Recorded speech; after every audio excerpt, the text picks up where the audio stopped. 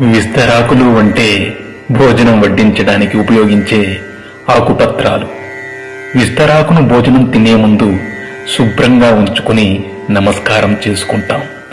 భోజనం తినే వరకు విస్తరాకుకు మట్టి కూడా అంటకుండా చాలా జాగ్రత్తగా చూసుకుంటాం. ఆహార పదార్థాలు వడ్డించుకుని చక్కగా తింటాం. భోజనం పూర్తయ్యే వరకు ఇంత జాగ్రత్త తీసుకునే మనం తిన్న మరుక్షణం విస్తరణి మడిచి దూరంగా పడేస్తాం.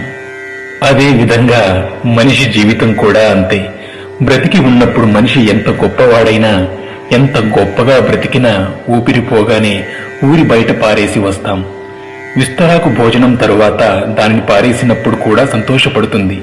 ఎందుకంటే పోయే ముందు ఒకరి ఆకలి తీర్చినందుకు సంతృప్తి పడుతుందట.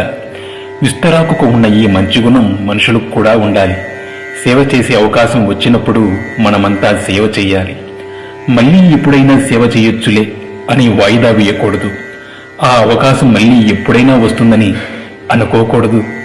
ఎందుకంటే ఊపిరి ఎప్పుడు ఉంటుందో ఎప్పుడు పోతుందో ఎవరికీ తెలియదు. అప్పుడు కనీసం విస్తరాకుకు ఉన్న తృప్తి కూడా మనకి ఉండదు. ఎంత సంపాదించి ఏం లాభం? ఒక్క పైసా కూడా తీసుకుపోగలమా? కనీసం మన ఒంటి మీద బట్ట కూడా మిగలనివ్వరు. అందుకే ఊపిరి ఉన్నంత వరకు నలుగురికి ఉపయోగపడే విధంగా జీవించాలి. ఇదే జీవిత పరమార్థం. Thanks for watching. Please subscribe.